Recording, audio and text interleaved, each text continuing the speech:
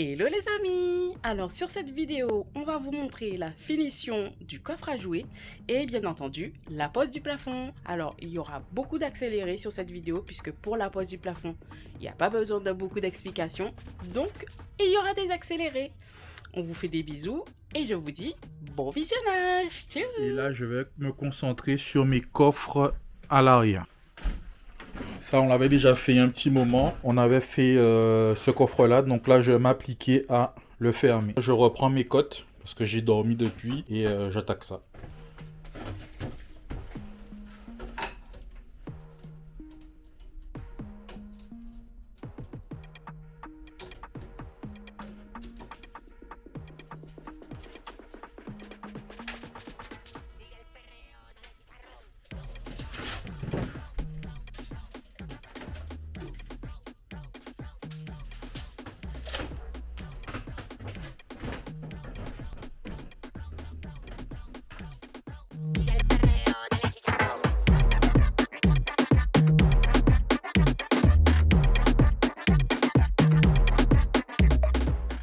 Donc c'est bon, j'ai trouvé mon alignement au niveau du mur. Là, je vais tracer pour pouvoir couper la forme exacte. Comme ça, j'ai pas de cote à prendre et tout. C'est fini. J'ai plus qu'à couper maintenant.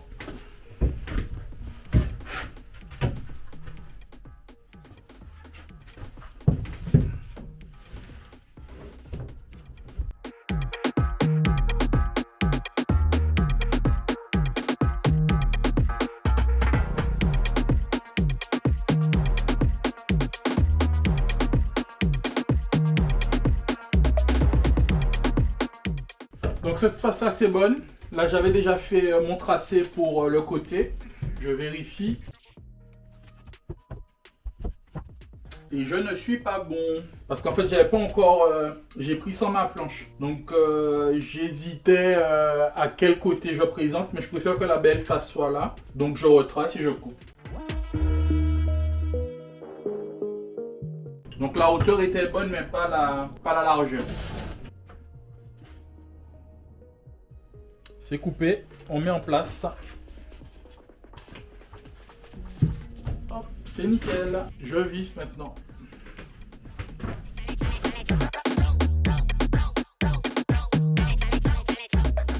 Donc voilà.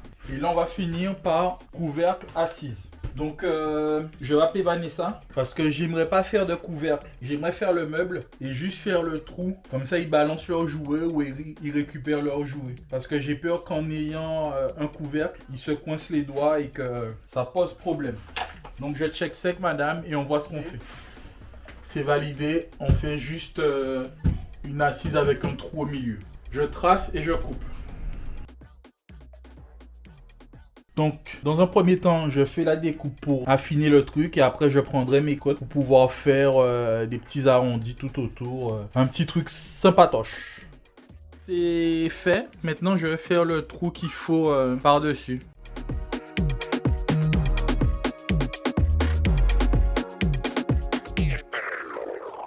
Donc là, je vais chercher, je vais d'abord regarder avec quelle cloche je perce pour pouvoir avoir mon axe.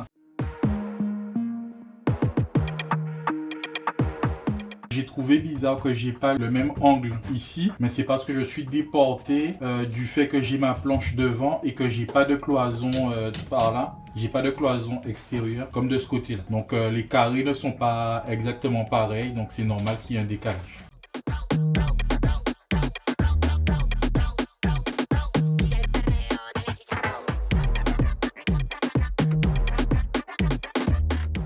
Tu vois le montant qui passe. Je me suis dit merde, j'ai mal pris mes cotes. Non, c'est que c'était inversé. Donc là maintenant je relie les points.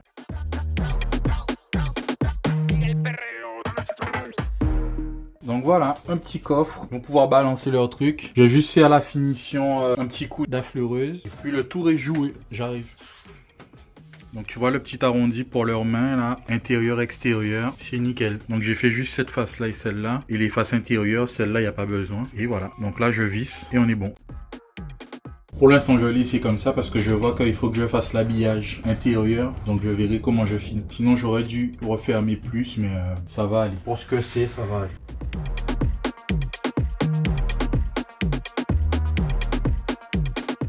Donc mon petit coffre de fini. Donc là je vais défaire cette planche là parce que la raide qui est ici, je vais la passer à la défonceuse. Là c'est défoncé. Et ce côté là ne l'est pas. Et voilà. Donc je vais trouver une solution pour le petit assaut qu'on voit là. Peut-être que je vais juste habiller l'intérieur. Histoire que ça ne se voit pas. Ou juste repeindre, je verrai. Donc voilà, c'est bon.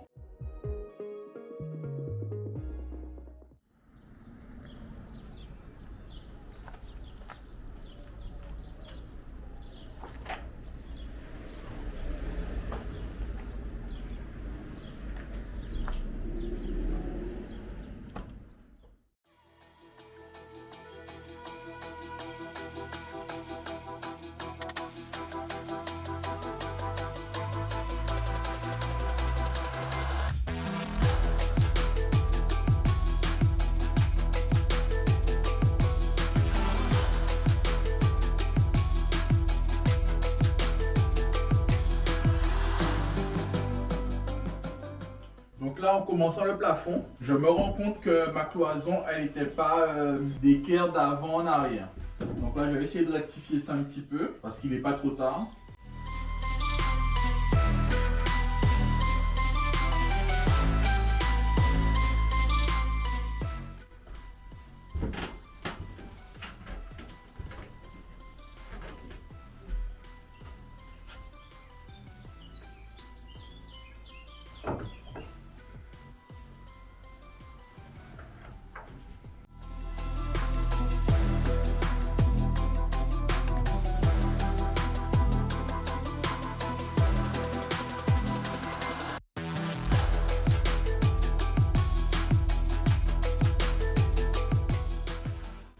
Là, on se retrouve sur ce que je vous disais, que c'est plus facile à gérer. Donc là, ma cloison, soit elle a vrillé ou je sais pas quoi. Donc du coup, j'ai un petit jeu à rattraper ici. Tu le vois, donc là, je suis en contact et pas à ce niveau-là. Donc je vais faire un petit truc pour te montrer comment je rattrape. Donc j'ai pris une chute que j'ai positionnée. Je vais faire mon tracé, je vais faire le report et je vais voir si ça fonctionne comme je l'espère.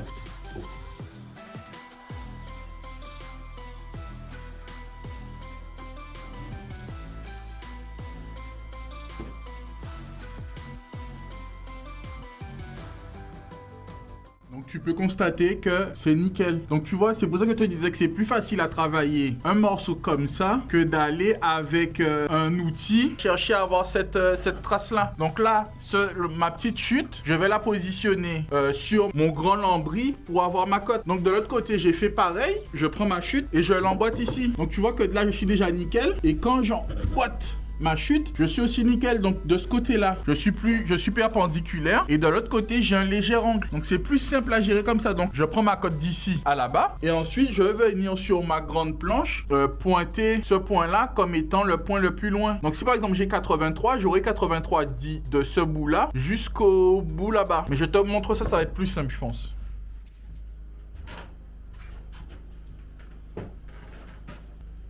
Donc maintenant que j'ai pris mon lambris, je vérifie bien mon sens d'emboîtage, on va dire. Donc ça viendra se mettre comme ça. Donc faut bien se projeter dans l'espace, hein, par contre. Donc ça viendra comme ça. Et je sais que ma cote est de... On a dit 181,5. Donc faut aussi faire attention quand c'est un angle ouvert, quand c'est un angle fermé. Donc là, c'est un angle fermé. Donc j'ai pris ma cote. Donc ensuite, je prends mon gabarit et je le positionne à fleur ici.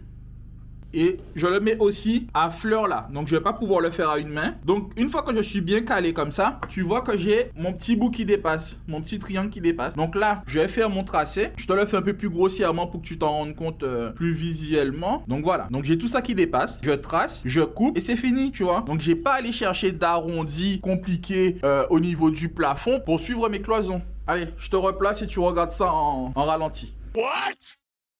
En ralenti.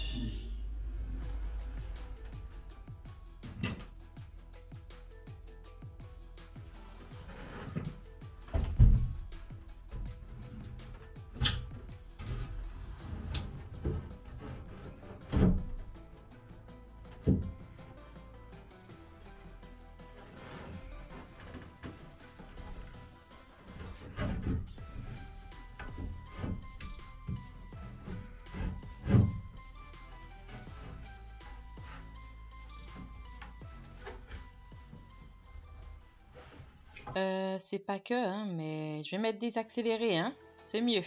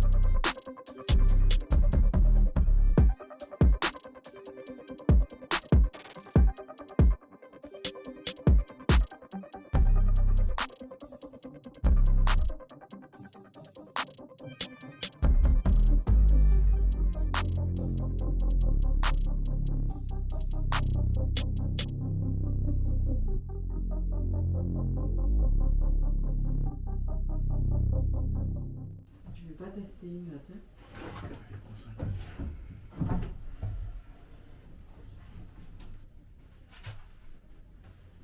Je devrais pas. Non mais messieurs l'arrive, messieurs l'arrive.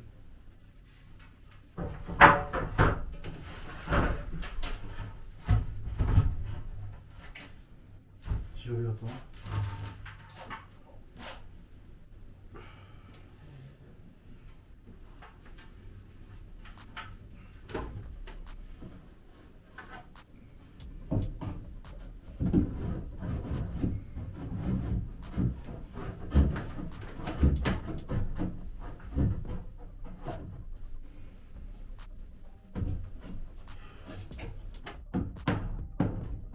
C'est sorti de mon côté. Bon, je vais laisser celle-là tranquille.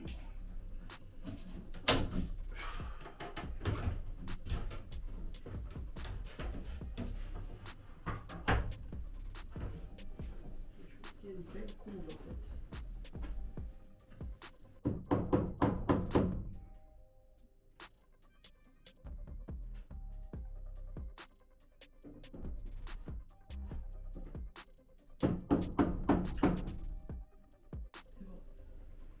Ça sent grave.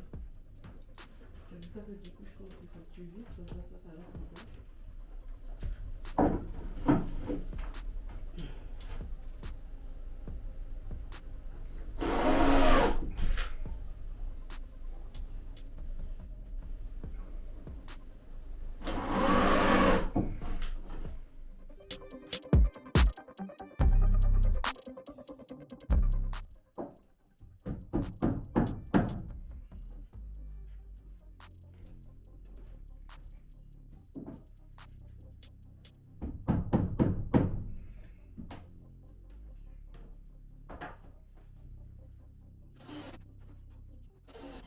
Tu vois qu'on en chie.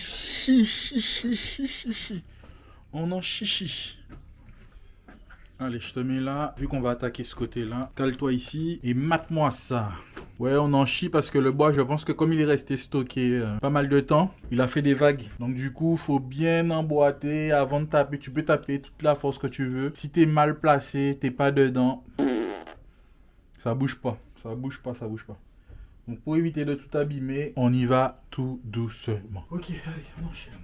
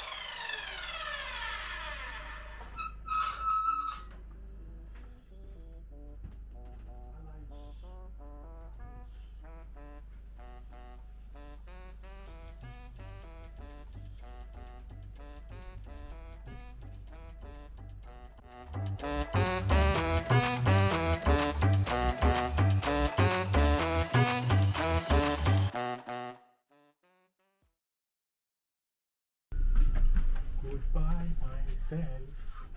Goodbye, my lover. You are beautiful. You are beautiful for me. I love you, baby. I love you, baby. I love you, baby. You are beautiful for me. Baby. Tu tiens? Ouais, c'est la force des mains. Il faut taper. Ah, pas besoin de m'auto aller là, c'est la force des mains. On prend ma de la main.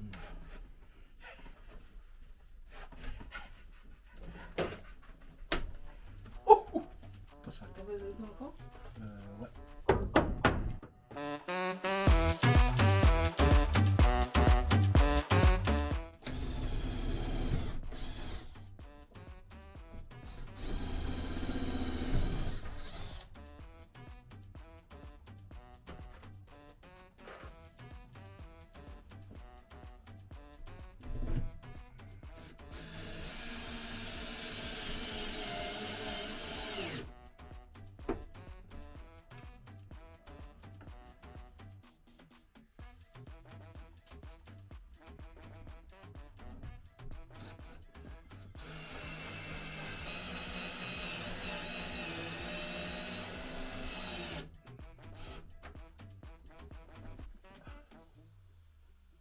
Salamèche. Salamèche. Donc là, c'est bon. Ok les amis, donc on continue sur l'habillage. Donc là, je vais me concentrer à fermer un maximum, sauf ma finition du bas. Donc là, je vais rajouter, je pense, 2 lattes. Et ensuite, ce sera bon. Et ensuite, je vais commencer à fermer tout du long. Et toujours en laissant l'accès à mes câbles. Allez, c'est parti!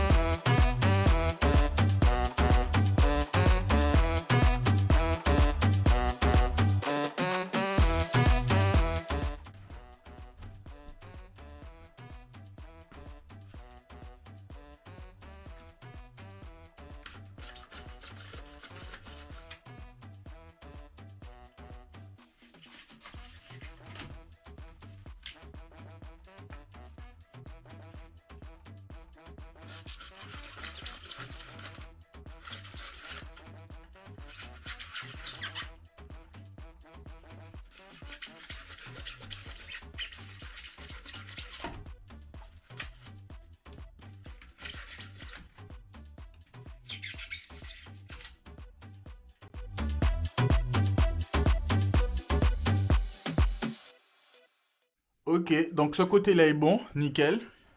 Donc tu vois que je suis vraiment pas mal. Donc pour l'instant, j'ai des petites galères devant. Galère. C'est un peu technique, rien de compliqué, hein. Mais tu vois, pour l'instant, je suis content de mon choix des cloisons et des meubles avant. Donc ok, t'as vu que cette pièce-là est finie. Cette pièce-là. Ce côté-là est fini. Il va me manquer juste mon dernier habillage qui va venir comme ça. Donc je verrai si je laisse dépasser un petit peu comme ça à certains endroits où je viendrai mettre à fleurs ici pour repartir comme ça. Donc pour l'instant c'est pas encore défini. Donc je verrai. Donc vous inquiétez pas, ça va être fixé ici. Tac.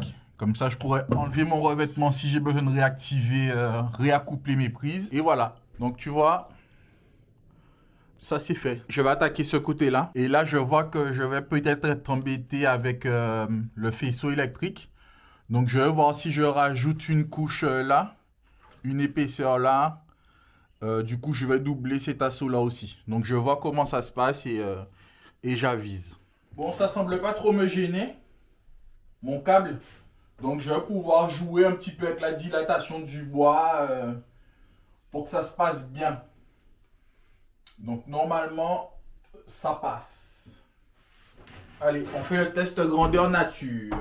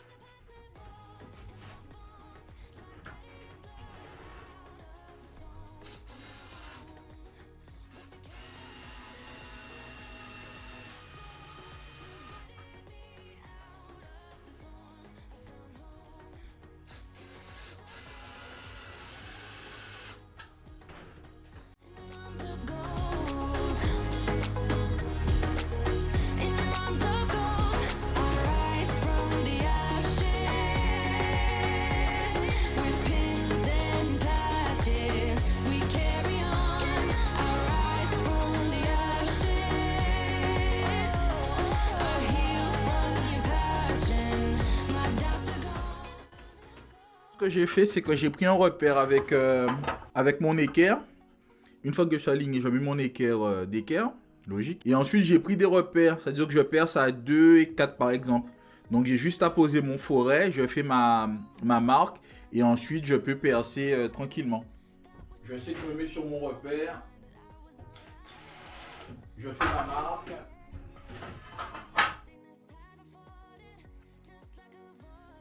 Et après, je viens fraiser tranquillement.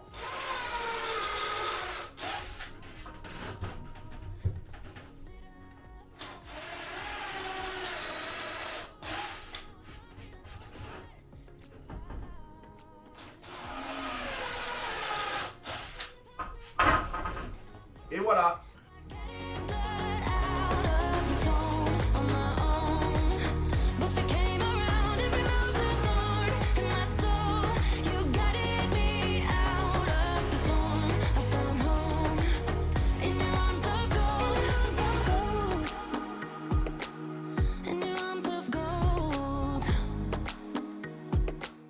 Donc là, je dévisse un petit peu pour voir si j'arrive à avoir du jeu pour glisser la lame en dessous.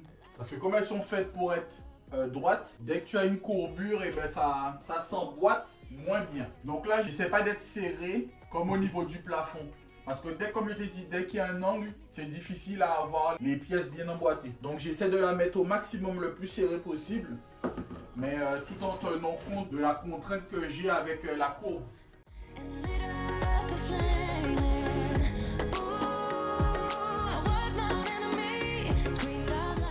Donc là, je me rends compte que je suis dans un cas particulier. Donc je vais devoir opérer à une opération particulière. Que va-t-elle être? Je vais t'expliquer avec une chute. Donc là, je me retrouve dans le problème où je ne peux pas emboîter ma lame comme elle doit aller initialement. Donc là, je me retrouve comme ça. Et en fait, avec le fait que j'ai mon faisceau qui passe, comme je te l'ai montré tout à l'heure, je ne peux pas bien emboîter sur toute la longueur. Donc il y a un endroit où ça vrille et ça ne rentre pas dans la fente.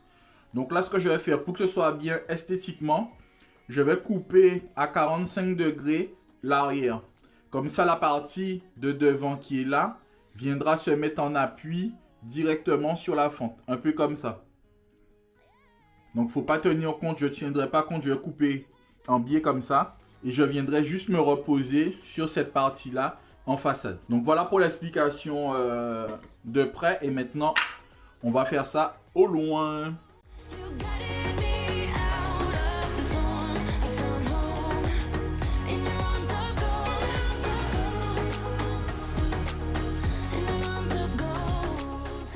Donc tu vois, j'ai bien galéré à trouver le système là-ci. Mais en fait, ça me fait exactement ce que je veux. Donc tu vois, je veux juste enlever cette partie-là. Pas toucher à celle-là pour l'instant. Donc si je vois que celle-là me gêne, par la suite, je vais couper. Mais là, tu vois, je veux que ça coupe comme ça. Juste m'enlever cette partie-là. Donc c'est nickel là.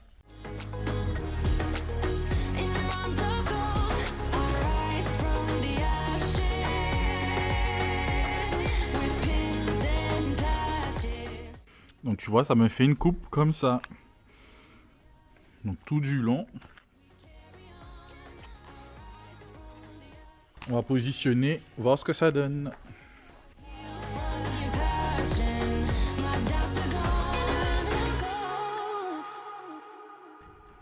Donc tu vois que là, mon joint, il est nickel.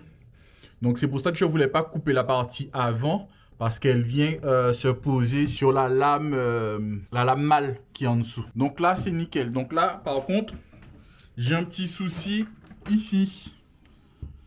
Pourquoi? Parce que j'ai mon câble qui passe ici et qui relève ma lame. Donc je vois quelle solution je peux trouver. Sinon, je vais redémonter éventuellement. Voir si je peux bouger le câble parce que ça reste le faisceau du car. Donc j'ai pas envie d'y toucher. Je m'en suis servi pour passer mes câbles, mais je vais voir si j'arrive à le décaler ou comment je fais. Donc je vais être obligé de tester mon idée principale qui est de déporter le tout. Parce que là je pourrais vraiment rien faire avec le faisceau. Je peux pas le déplacer, je vais pas m'amuser à le couper pour le raccorder. Je vais pas y toucher. Donc là je vais être obligé de déporter le tout en fait, tout simplement. Tout simplement. Je vais rajouter des petites cales par-ci par-là et allez. J'ai trouvé 2 chutes et on va voir ce que ça donne.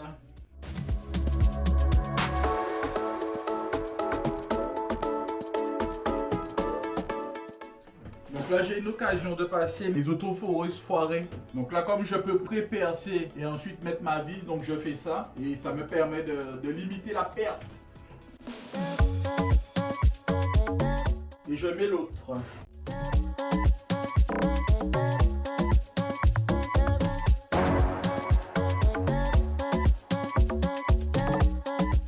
Donc là j'ai fixé à peu près au mieux de ce que je pense pouvoir être esthétique.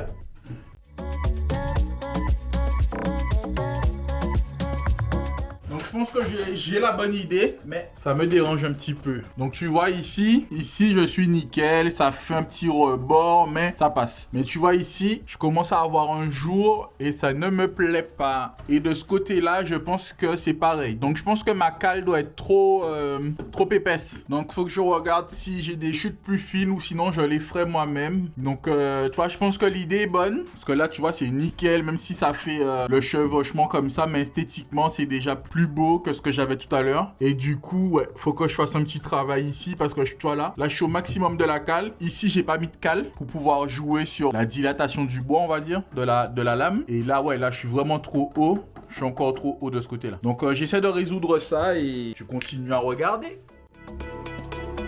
Ok, nouvelle tentative. J'ai trouvé du parquet. Il est un petit peu plus fin. Je vais voir ce que ça donne. Allez, on retente. Deuxième fail. Donc l'épaisseur est bonne, mais le bois non. C'est du parquet hyper dur et il résiste pas à la torsion. Allez, c'est bon. Encore une tentative. On va voir ce que ça donne. Donc j'ai pris un bois plus mou en espérant qu'il travaille mieux sous la contrainte.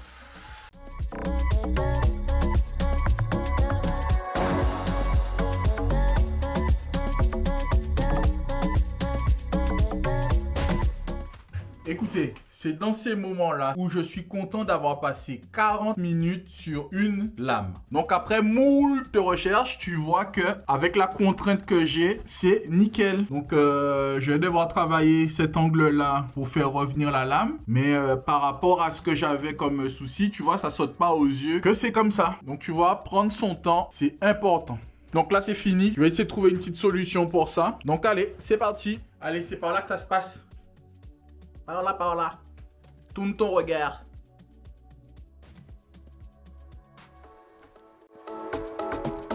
Alors pour t'expliquer, tu vois, ma lame elle arrive comme celle-ci. Elle arrive dans le vide. Donc moi ce que je vais devoir faire, c'est prendre ma lame qui va partir d'ici jusqu'à la moitié. Donc qui va venir en appui ici. Et ma nouvelle lame va partir de là. Comme ça je pourrai visser et là et là. J'aurai 2 supports pour pouvoir visser.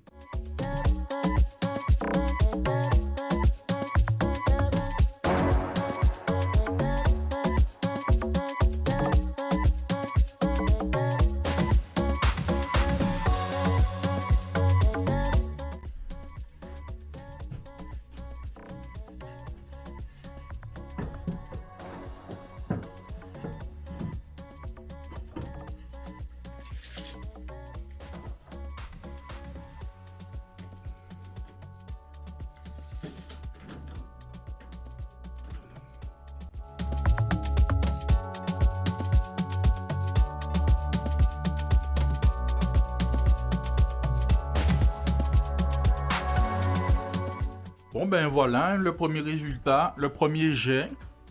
Chambre presque finie. Du moins les côtés sont finis. Et puis c'est bon, hein. Donc là comme je me répète, finition ici. Et cet après-midi j'attaque le reste. Voici pourquoi j'aime pas ce putain d'outil de scie sauteuse. Ça je pense que ça va se barrer, donc peut-être que je mettrai ma lumière ici. My goodness. Oh Lord. Lolo. J'ai pas peur, hein. Ouais, c'est ça, ouais. Du coup, là, on est en train de réfléchir à la partie du plafond qu'on va faire de la salle de bain à l'avant du cas. Donc là, on va dire que cet espace-là, c'est l'espace qu'on doit combler. Donc il fait 90.